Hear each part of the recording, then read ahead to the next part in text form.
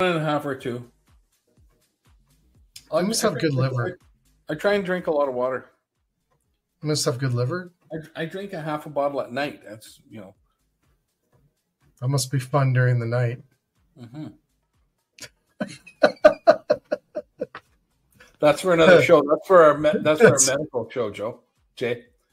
Yeah, we're starting the Jay and Dominic medical show. Yeah. Yeah. What not to do. What not to do. Hey, I got my kit. Look what I got. Oh, good for you. Yeah. Hey, I listened to my coach. Yep. Got my B12s.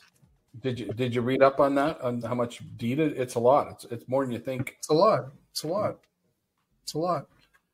Well, to everyone else that's watching tonight, we just finished a webinar earlier, but we have a great guest on tonight's show. And if you're listening to this on one of our channels later on, or you're like Dominic and you sit in bed all night scrolling on TikTok, you can now watch and listen to our whole shows all at once on TikTok.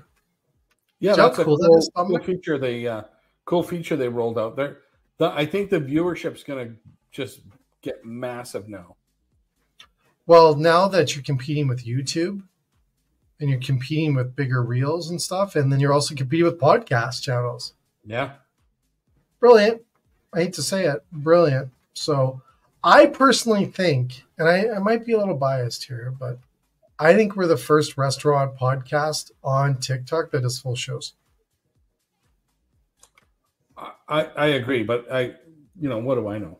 I kind of blew it today because I told someone. So that and the 36,000 other people that listen to us on TikTok now. Apparently they figured it out. Well, as soon as you think there's a secret, Jay, there's no secret.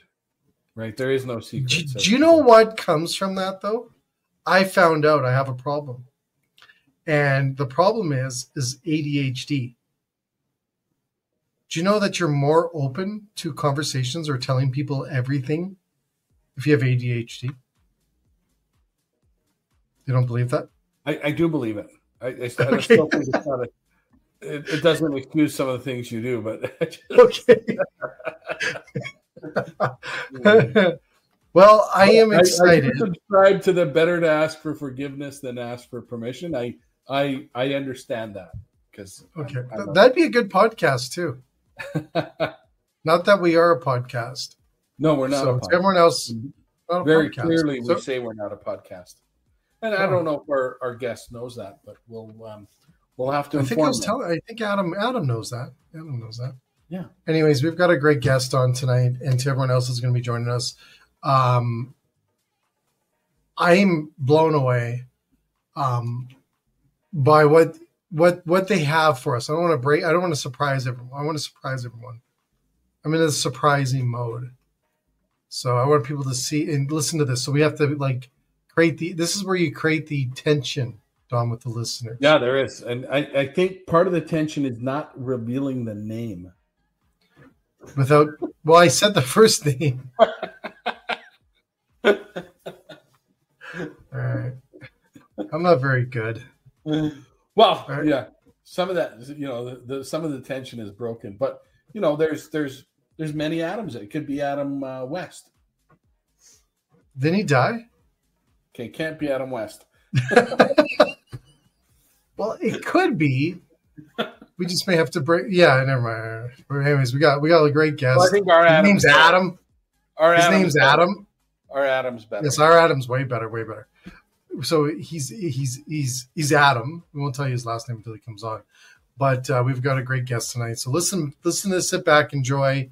You know what? Take something from it tonight. Yeah. What's the fun word tonight, Dominic? The fun word for tonight. I'll text it to you, Jay. You're not supposed. Another thing you're not supposed to reveal.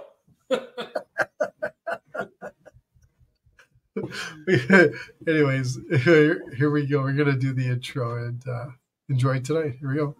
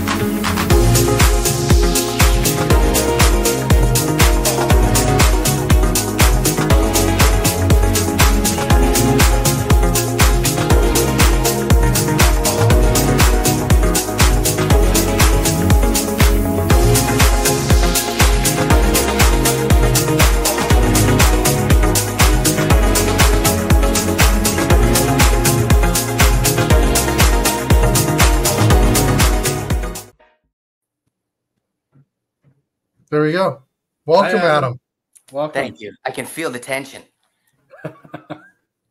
Yeah, it was. I was a little nervous there. I was like, why was I? I've done like how many shows? A bazillion of them, and I've never had that happen before. So it's good luck. I always say things like that happen. I think so. Welcome, Get a lot Adam. of Thank you.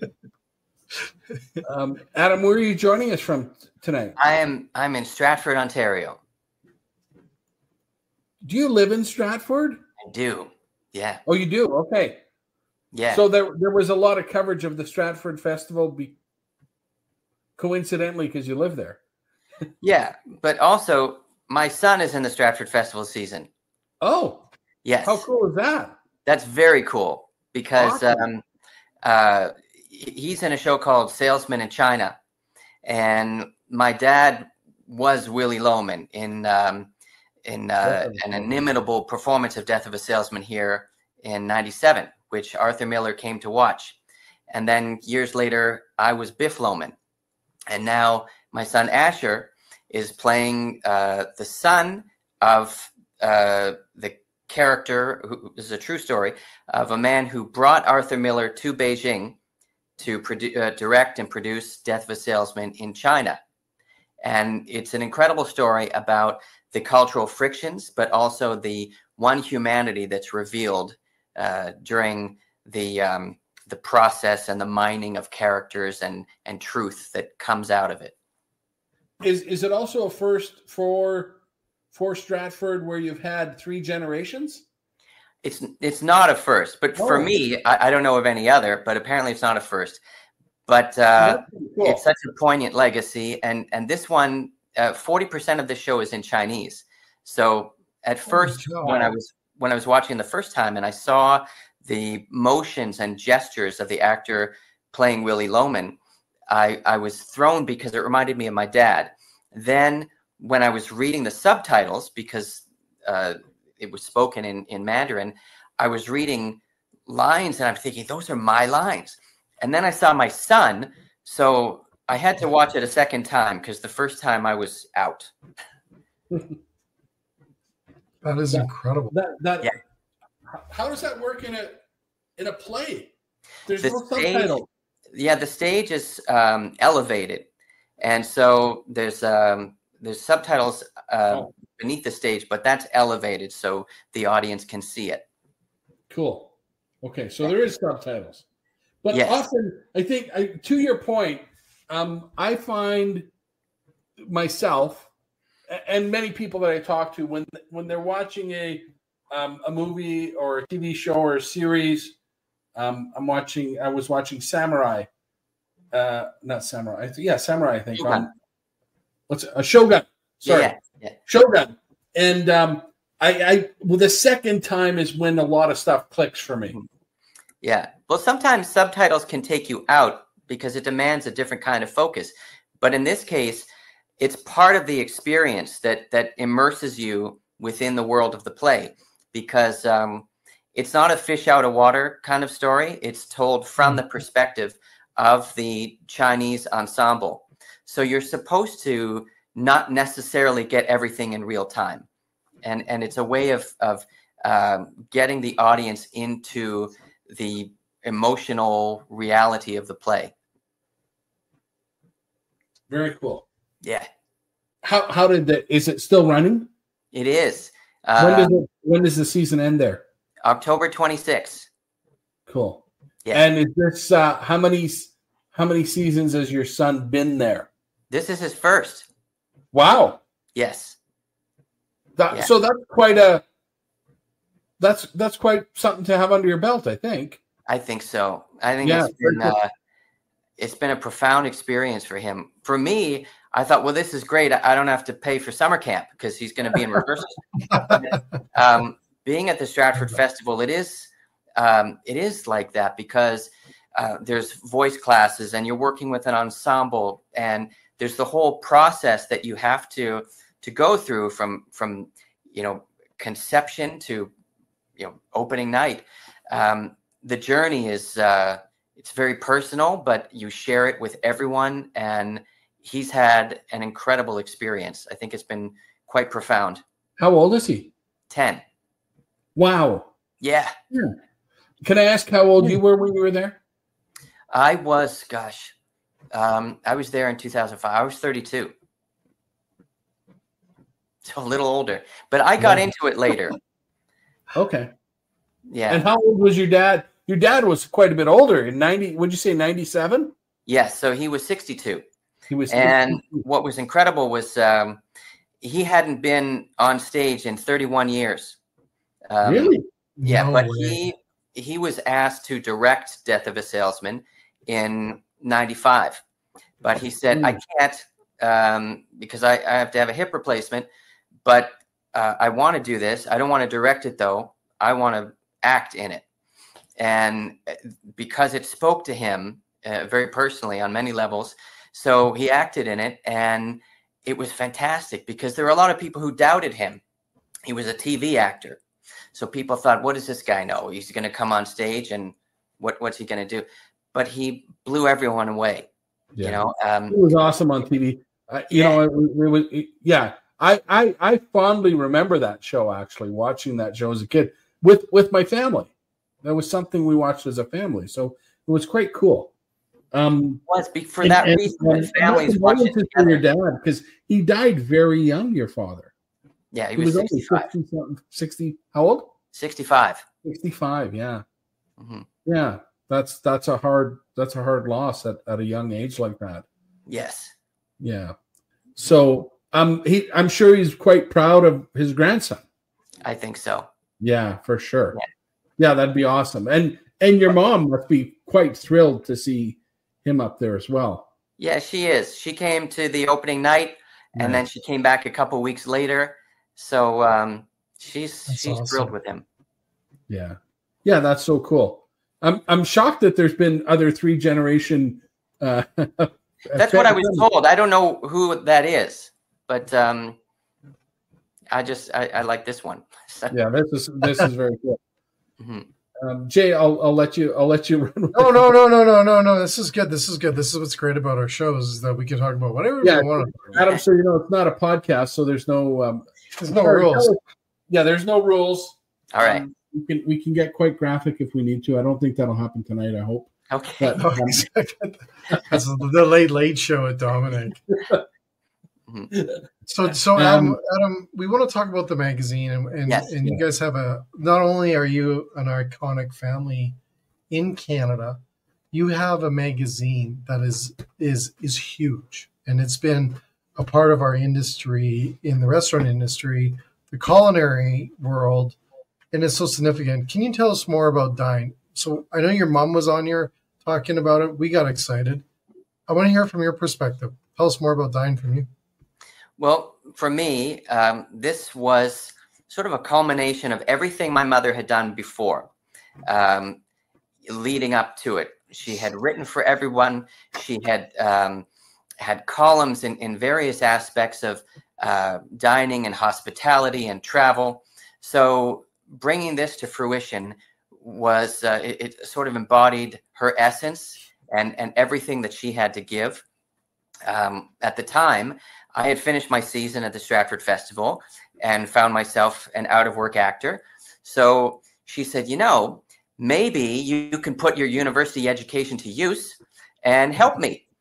And I said, I'd really like to write for you. And she said, no, that's not going to happen. And I did write something which she didn't like.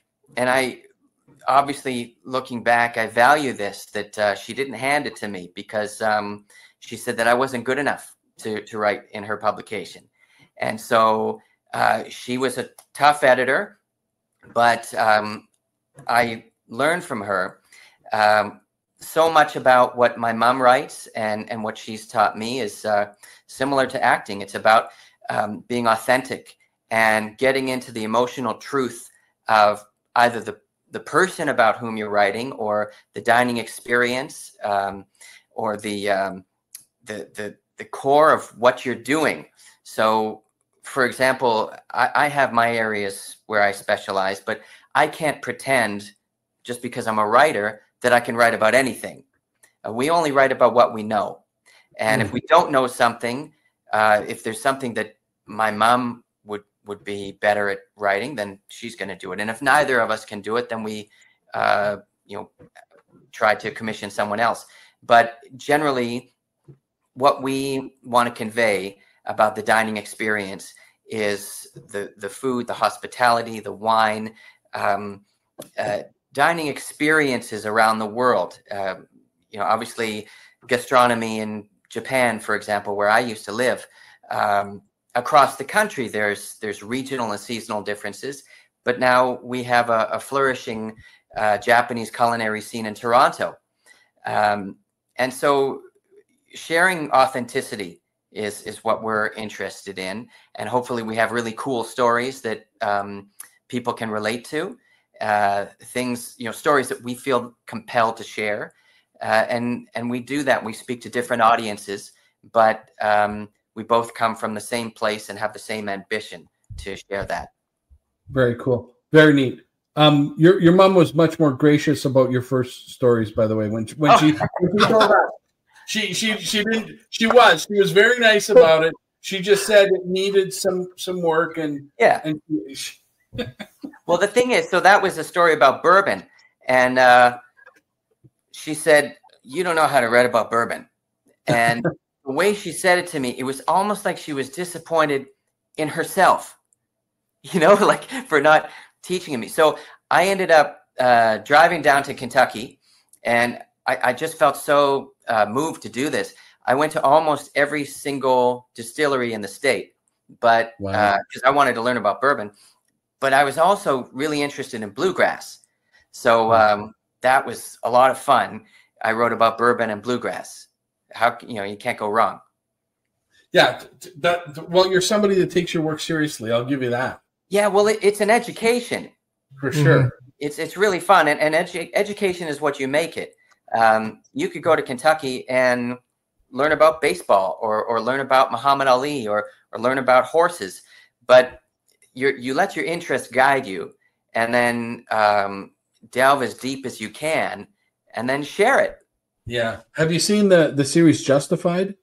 No. It's rural Kentucky.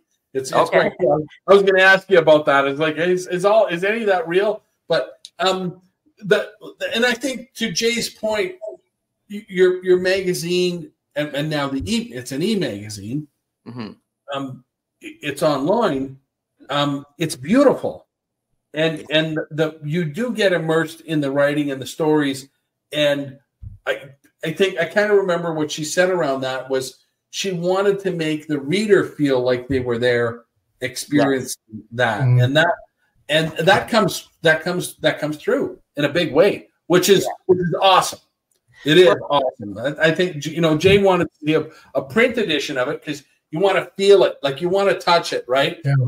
Even though it's a magazine, and the images, like all the imagery in your online version is stunning. It's all beautiful. It's really nice. It can be a tactile experience, and as a writer, you have to put yourself in the story without making it about yourself. Mm-hmm. You want the reader to identify and feel like it's them. So you're the voice for the reader. And, with my mom, she's not going to do anything half-assed. It has to be, when we were doing print, it was a big, oversized, glossy book. The paper stock was heavy. And that's her. I have said, my mom is not a flower in a bouquet. She stands alone.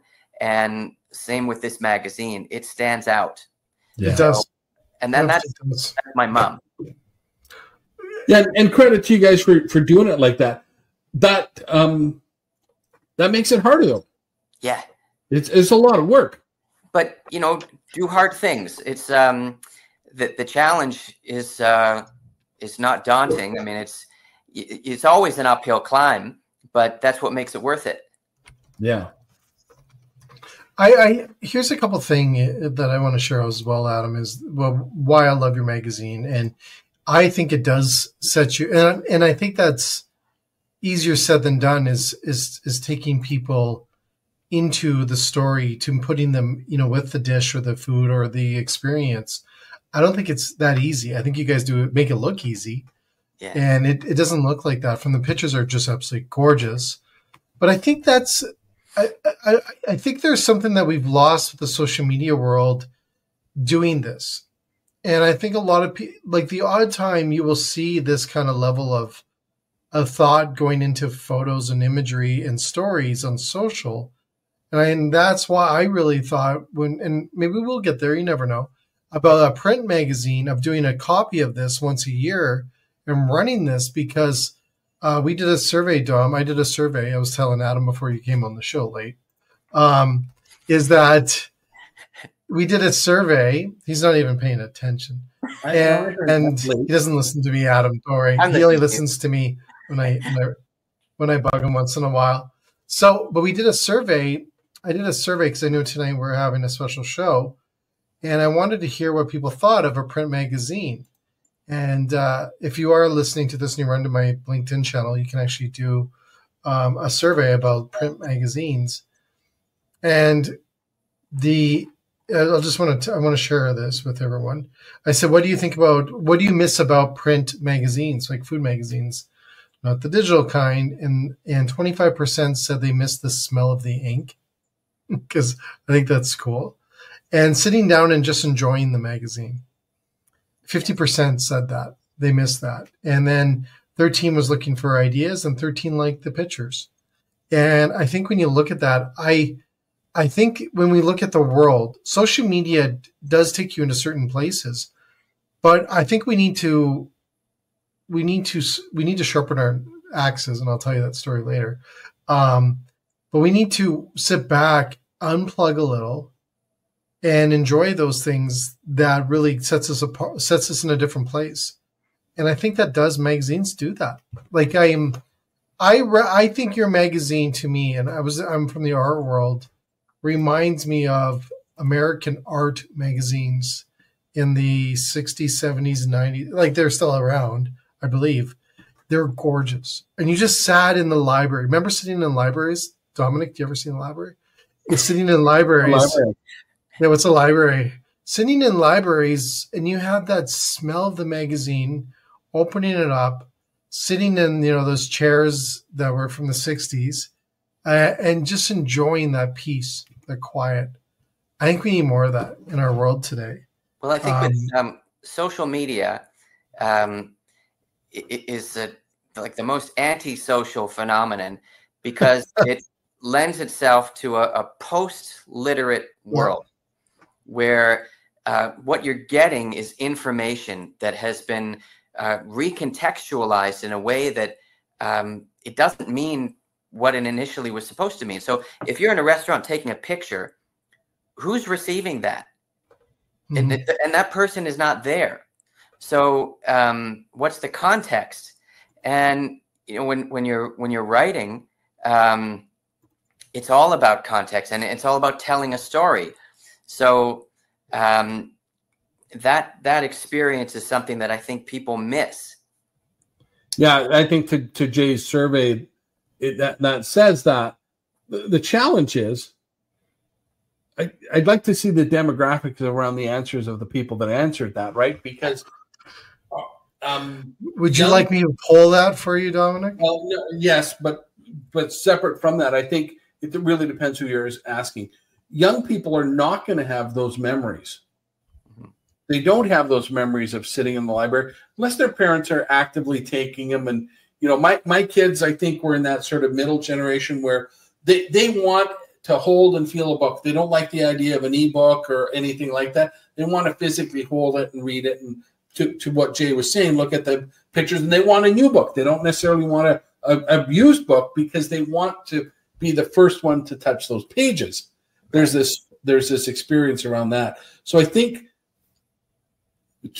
we have to be careful in that, we're going to lose that because we've got this sort of 3-second attention span, but we have to also play a little bit in that to engage them to come and learn to what you're putting out there. Hey, there's some nice stuff to see here. There's there's a little bit of a deeper article to read and get immersed in it.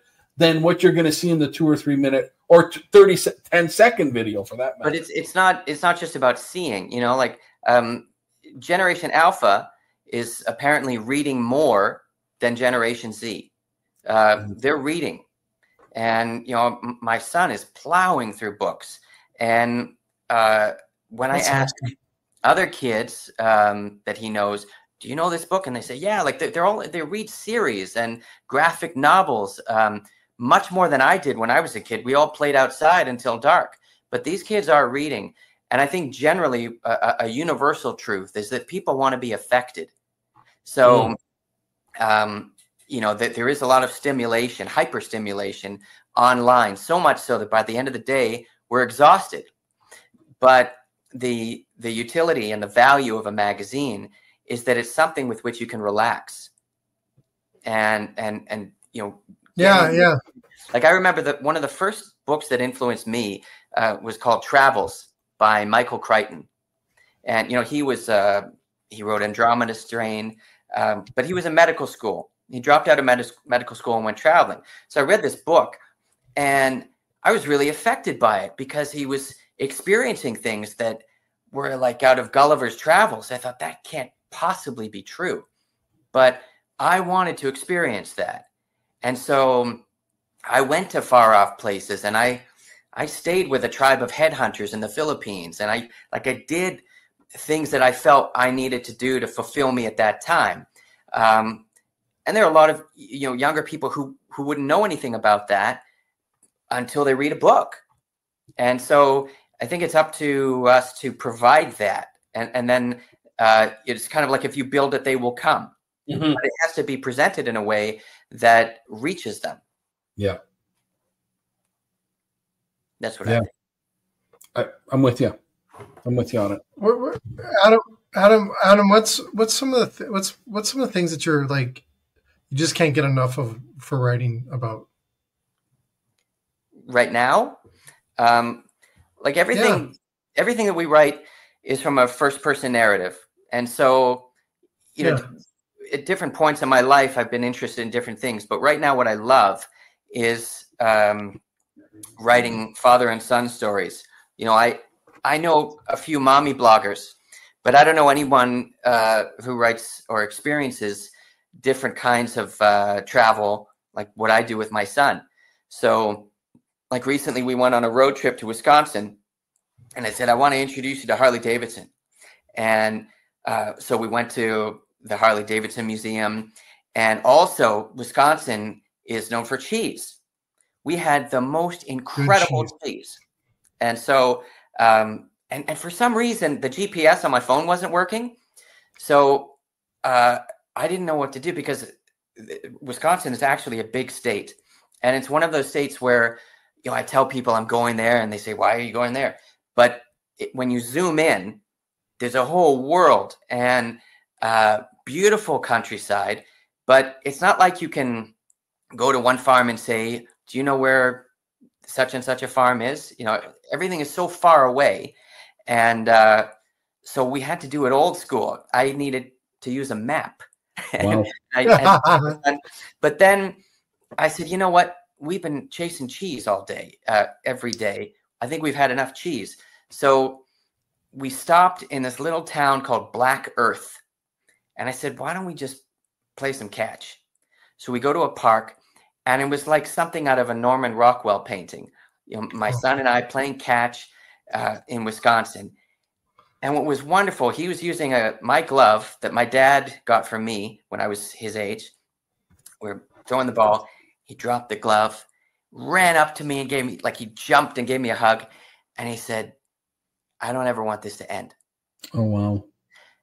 That for me. Did you start crying? Because I was, man. Oh, I did. And, yeah. And that's what I live for, is to expose him to different things. But just like now, you have no idea where the conversation is going to go. And, the best laid plans of mice and men, I wanted to get to a certain dairy, but nothing was more meaningful than playing that game of catch in Black Earth, Wisconsin, which 20 minutes earlier I had no idea existed. So I like finding off the beaten path experiences and letting them take me into another experience that I never even considered. We do a lot of that. And like I'm not interested in writing about something that you could find on a Google top 10 list. There's no point. It's already there. So if I'm going to go somewhere, I want to find a different story angle, something that I think is really cool. The writers that influenced me as a kid, like Jack Kerouac, or I really like the Electric Kool-Aid Acid Test, or Hitchhiker. Was it Zen and the Art of Motorcycle Maintenance?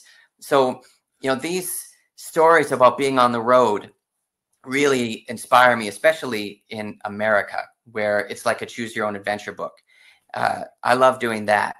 And so we do a lot of traveling like that within Canada as well. We went to Alberta, and I wanted him to get a real sense of place, to be able to define for himself what is Alberta. And what was great was, in addition to having all the Rocky Mountain proteins, he now knows that Alberta is the home of honey in Canada. So we went to an apiary, we put on the suit, got swarmed by bees. We also went to a Cree reserve somewhere. I can't even remember where it was, but we're on horseback doing archery in the woods. And like all these really cool experiences you can find right here in Canada. You don't have to go to the other side of the globe.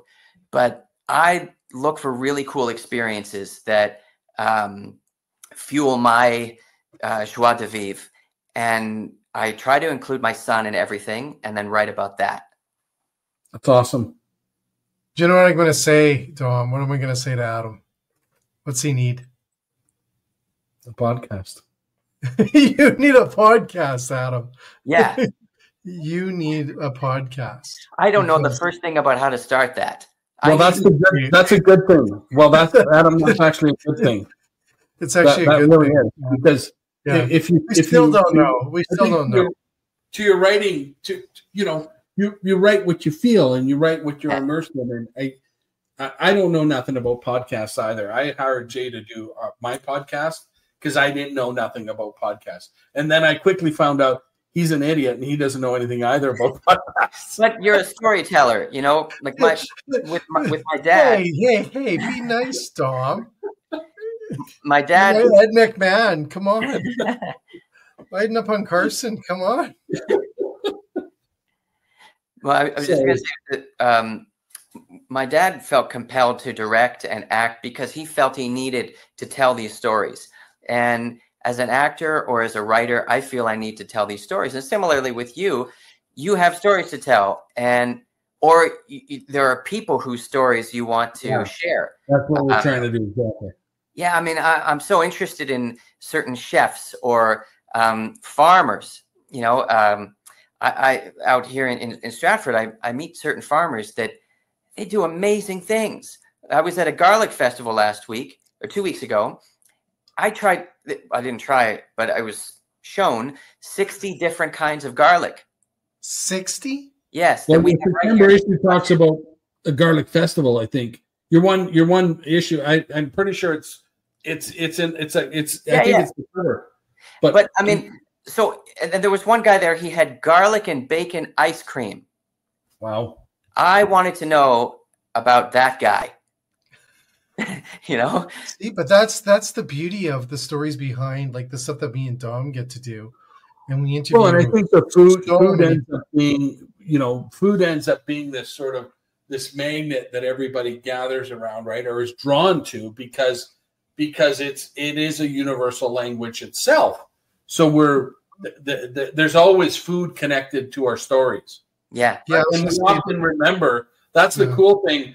My kids, they'll when they talk about something, hey, remember we were at X, we were eating this, we were, they remember the event, but they also remember the food, which is it's cool to me that's and our memories are triggered by food as well, which is very and it is like you said, it's a language.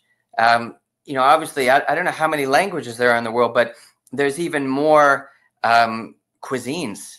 And especially when I was living in Japan, people would always ask me, well, what's Canadian food? Well, it depends where you are. And we're not a recipe-driven gastronomy. We're an ingredient-based one. So, obviously, there's a whole host of recipes coming out of Newfoundland or Quebec. But what you eat in Alberta is going to be very different than what you're going to eat in the plains or in the maritime provinces. If you want the best Indian cuisine in the world, well, where do they get all their lentils, if not Saskatchewan? So, where they have now in Saskatchewan, they have lentil beer.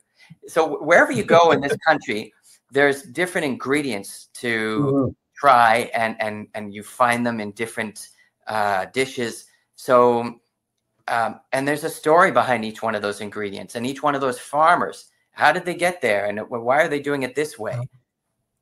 And it's I find interesting, Adam, behind those stories, like those people, every person had, very rarely you'll find someone that had it really easy, right? And it's a very rags to riches stories usually, or very challenging that they had to get to where they are today.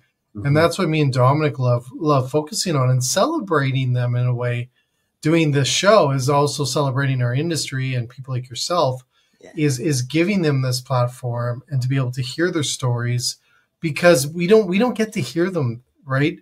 We don't have those opportunities as much as we want everyone, especially in the industry, to tell their stories or have a platform. We're doing it one by one every night, but there's so many of them, and they're so, like, Dom, I'm batting like a bazillion here, because every night it feels like every time we have another guest on, the stories are so incredible. And it doesn't matter if it's in Canada or United States, or we've had some New Zealand, Australian folks, all over the globe. We have had guests, and there's a common story behind them in a way, right? That they're all trying to do good and trying to bring something forward to do better and improve a program, to improve the industry, or a dish to celebrate someone, or an idea. Everyone has got a positive intent to their stories. And I think that's the beauty of it. But what happens is that we get derailed with the negative stuff. And that's one thing we don't do. We won't talk. We won't do that. We won't. Dom tries to once in a while, the politics. Well, the negative is life sucking. And it really is. See, Dom, I told you. There's the great Canadian Bruce Cockburn. He's saying nothing worth having comes without some kind of fight. And there's a story there. I heard a quote recently. Someone said, it was a comedian who said, people will be jealous of what you have, but not of how you got it. Yeah. And, everybody has a story. That's really good, yeah. Who have made that journey. Everyone is on a journey. So, the people who have something to show for it, you don't know what their story is, but sometimes it's fascinating. Oh, it is. It typically is, I find. And they are, like, even your mom's story and your guys' story with Dine Magazine. It wasn't easy. It looks like it was okay, this and that. Not from what we heard from your mom. It's not easy. But the thing is, something, again, my dad used to say, you have to love the character that you're portraying. And similarly with my mom and I, we love each other. And that's more important than the magazine. But everything that we write about is something for which we feel passionate. Otherwise, we wouldn't bother writing about it, let alone asking someone to read about it. But it's that that keeps us going, because there's something, some positive story that has to be shared, and somebody doing something really cool that has to be shared. And like, when I think of my first few stories, the first story that I ever had published, I was in Vietnam in a taxi, and the doors locked. There were 3 guys in the cab, and they attacked me. Oh, wow. Yeah. It was the most mortifying moment of my life. And in those moments, you can't afford to feel one way or the other about it. You just have to do what you got to do. So I got out. But afterwards, I could not believe what I just experienced. And I thought, I have to write this down, because nobody's going to believe what I just did. So I did. And then I thought, oh, this is a really cool story. So I sent it to Lonely Planet, and obviously they had to censor parts of it, but they published it. And I thought, oh, maybe I could be like Michael Crichton and I could write about my travels. And that's was my start. It didn't feel like an auspicious beginning, but along the way, I met up with my mother, who is, my role model, my guide, and she's the best at what she does, and she does it with love. She's never done it with an axe to grind. So she knows how to tell a story, and she always says, "Show me, don't tell me." Anybody could report on the ingredients in the menu, but show me. So if I'm tasting a wine somewhere and maybe I can't tell you all the notes in that wine like a sommelier could, but I could tell you the experience, what it's like to be holding this glass of wine in the mountains with the sunset, and why you have to experience this. Well, I think the truth to what you just said for the wine specifically, but in general to the story, most people can identify with that and not the notes, by the way. Like most of us that aren't wine connoisseurs will identify with that part of it, not the notes of it, and not the really technical part. For sure. The experience is what we connect with, I think, for the majority of us. Yeah, if you want to get technical, for sure, there's probably many a writer for that, right? I was in Peru. I was in Ica, Peru, at a pisco tasting. And we had like 20 different kinds of Peruvian brandy. I don't know how to write about brandy. And I don't know how to talk about it even. So this was education by fire. But and there was also an audience to whom we had to speak afterwards. So the first guy who goes to speak is a sommelier, and he says, "I am tasting cracked oyster shells." Well, and I said, "Really? Are they cracked oyster shells?" Then it's my turn to speak, and I don't know. It tasted like Windex. So I said, "I got to be honest with you," and I think he appreciated my honesty. I said, "I can't drink this, but I can tell you how I would use it in my cooking." On your windows. Yeah. No, but I talked about what I would do with it other than that. But if you're honest about what you're doing, then people's ears perk up rather than if you're trying to be fake. Yeah. So what's next for I think your mom gave us a little hint of some stuff was happening. We don't want you to let the cat out of the bag if it's not time for that. But what's next for Dine Magazine? What's happening? Is there anything exciting and cool happening? Is there? Yeah. So one of the things about being online is you're always trying to figure out how to optimize what you're doing, because you can tell a great story and nobody reads it.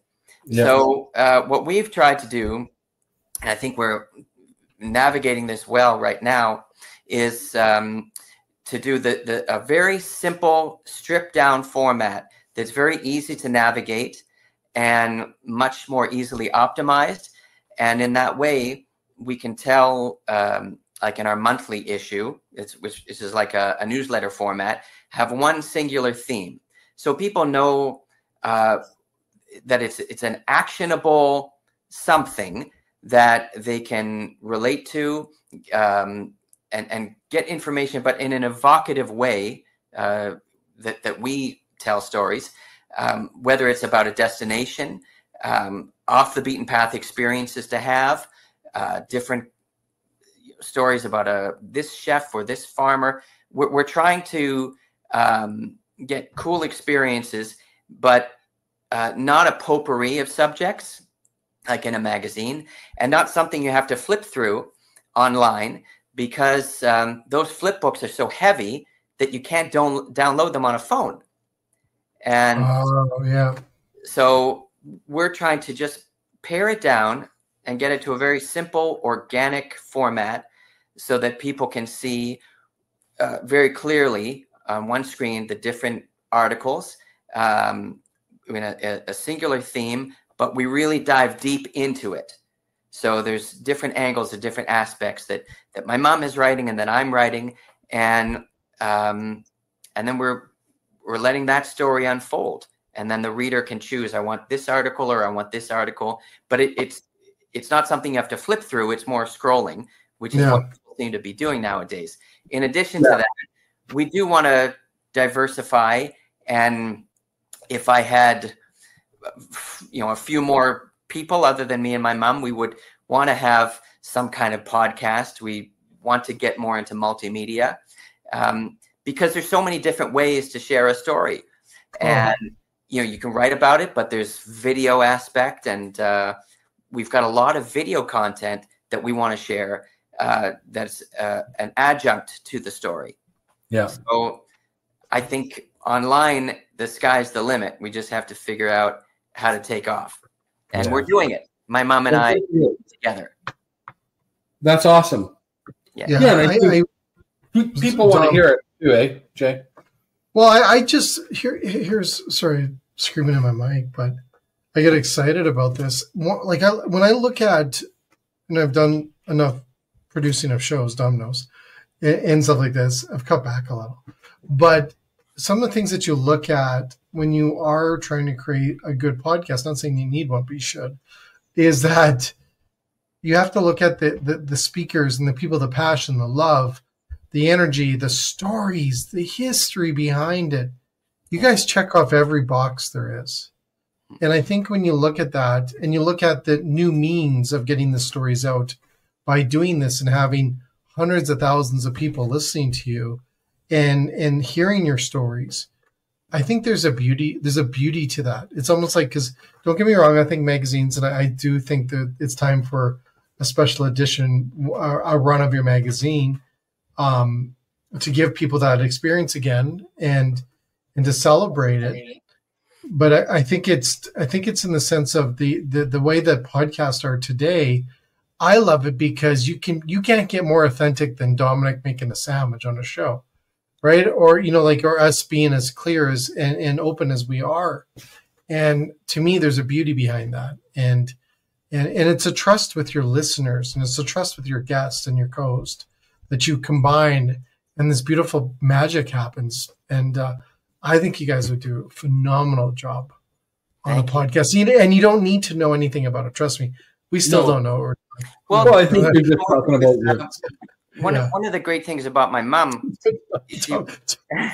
Why do you agree with me so fast when I say we don't know what we're doing? You're like, yeah, he doesn't have a fucking clue. No, I was just going to say that with my mom, she's quite a dynamo. And what I've learned from her is there is no spoon, everything is out of the box. So we talk about things and we say, let's try it this way. Let's try it this way. So there's a lot of things that we're doing now. And also, syndicating our content, getting it out there as much as we can. Because that seems to be the way now online, if it's hard to get a subscription base. So if you can syndicate and aggregate, that helps. But between the two of us, if there's something we don't know, we don't shut the door. We just figure it out. Yeah. And then you do it. That's what successful people do, right? Yeah. Yeah. And that, I think part of the magic in doing it like that is, I was speaking to somebody today and he said, entrepreneurs or almost anybody and even when something doesn't work, they go spend more money to maybe have it not work again. And then they go and spend more money. If you look back, it would have been cheaper to hire a producer or somebody to maybe, put it all together for us. But the experience that you get from failing a couple times and or learning as you're going or figuring it out is much more valuable than having somebody just turn the key for you and say, here's the script and here's what to do. I think it fails a lot like that. The failure is bigger because then all of a sudden you're not your authentic self. You're not, you're trying to conform to, what's right. And your mom's dynamics wouldn't necessarily come through in that, right? I think she needs to be open mic. Oh, she is. Yeah, and that would be a good part of it. Same with yourself. Well, there's an example of how open-minded she is. She let me work with her. I don't know any other mother-son team. Yeah, not mine. No. Yeah. Well, here's the thing. I'll say this, Adam, to my mom. My mom would be. I always said, because she was in real estate, like, Mom, you need a podcast. Like, I'm not trying to pitch everyone a podcast, but my mom would be phenomenal because they're professional. Our why didn't your mom have a podcast? Wait a sec. I haven't made it down there yet. Okay. Do I say this is they're professional storytellers. Our parents are professional storytellers because they were raised where storytelling was so significant around a table or a dinner table or at a gathering. Everyone knew how to tell stories. Today, there is not a lot of people, because I teach how to tell stories and how restaurants need to tell their story more about what they're doing. But the generation or two before us know how to tell stories. They're the professionals. But the thing about your mother is that she didn't grow up with an iPad. No, she didn't. Their iPad was ours. That scares them, right? Right. And similarly with my mom, she grew up on a farm in Beausejour, Manitoba. So, this is we're talking about a generation that had to have imagination and be able to create their own fun. So for us, it's, looking at black and white photos, but for them, there was a whole colorized world that they had to create on their own. It wasn't created for them. Yeah. Mm-hmm. Wow. Yeah. Well, Adam, we have to wrap up because we have a 60 framework because that's how we get our shows on TikTok. Okay. But first of all, I just want to thank you. Thank your mom. You guys are legends in the industry. You created a magazine that will live on forever. And it's something that we need to cherish and honor. And hopefully we can see a print copy once again. And thank you for spending time with us and sharing some stories. And thanks so much. And congratulations to you and to your son. He should be super proud of himself. That's very cool. Thank you so much. Cool. Next time I want to see Dominic make a sandwich. Oh, he will. Yeah, great. Now he'll be into cooking. That's all I need is him. Yeah. Oh, boy. I'm better at eating. Just so we're professional eaters. Awesome. Thank you so much, Adam. Thank you. Have a good night. Take care. Bye-bye. Wow, what a cool story. Sounds like he's traveled a lot. Like we didn't necessarily get that from his mom. And I think there's probably 30 or 40 shows just to talk about where all the travels and the whole. I'd like to not recreate, but hear the story about getting in a cab, because when he says he got out, he might have been like a kung fu master or something. Maybe that'll be part 2 of our follow up with Adam. We'll do a part 2 with Adam. Maybe Adam and his mom together. Yeah, that would be fun too. I think we should have his son on. I think we should. Yeah, we'll have the whole family. Yeah, and then we'll have you cooking.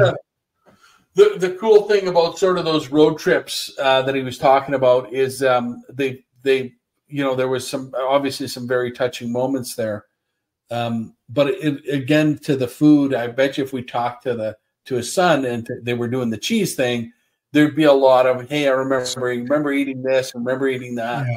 And that, I think, to your point on, every restaurant needs a podcast. Restaurants have to work harder at getting those stories out, and consciously doing it, right, to get those stories out, because people do connect to them. And if we can give them those opportunities to create those experiences with their family, I think there's success for everybody and success for the families, right? It's cool to go to a place and connect with the restaurant. So all you have to do is take your phone out and hit a video and tell a story into the video. I did this last week when up in Grand Prairie. A restaurateur was asking me, what do I do? I said, let's get your phone out and you tell me a story about your restaurant. And his video, what are you doing? We've got 3 minutes left. I'm just now you're giving me you're like, we got to talk about your cooking show now. And then Dominic's sandwich show. Anyways, we did a minute video, and it was the highest rating thing on his social channels. And it was him telling the story about his restaurant and why you should eat there. Like we need to, like, enough of the pictures, get it done. Let's do some videos and tell stories. Because our folks down south always say, just grab your phone, hit record, grab the video and do it and tell us a story. That's all you need. It's that simple. And it doesn't have to be perfect. We're not perfect. Play the outro. What do you can't cue me either. What am I supposed to do? Scratch my ear? No, you text me, shut up. All right. Well, there we go, Dom. Thanks, everybody. Thanks again to Adam. Thank you to Adam, his mom, and to everyone else listening to this. So this is not a podcast, but we are now officially TikTokers. Yeah. Dominic, you're a TikToker. You're a professional podcaster and TikToker and a YouTuber. Any of those things. I know we're on TikTok. You're three now. Don't put professional in any of that, but it's all good. We're past professional. We're almost experts. Okay. Right. Let's leave the experting to the experts. We'll just talk about the stories and the people around this industry. Exactly. We'll leave us out. All right. Yeah. Have a great night.